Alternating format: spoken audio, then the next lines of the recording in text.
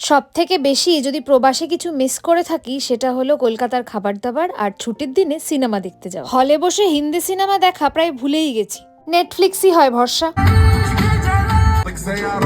High, আমি সঞ্চারী, চলে এসেছি আবারও একটা নতুন ব্লগ নিয়ে। তাই চলে গেছিলাম মুভি দেখতে, তারপরে তো খাওয়া দাওয়া আছেই। আর কলকাতায় যাওয়া মানেই পার্ক স্ট্রিটে মোক্যাম্বো মাস্ট।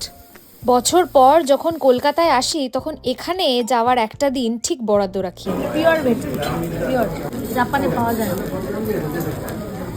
প্রবাসে থাকি বলে কলকাতার খাবার, শহর কলকাতা, আমার বাড়ির লোকজন আর আমার বন্ধু বান্ধব সবকিছুর মর্ম আজ বুঝতে পারি। তাই যাওয়ার আগে আবারও সবার সাথে দেখা করা। তাই সময় পেয়েই চলে গেছিলাম জয়ের এক বন্ধু আর তার 2 ছানার সাথে দেখা করতে। এই আড্ডাটাই বড্ড মিস করি প্রবাসে গেলে।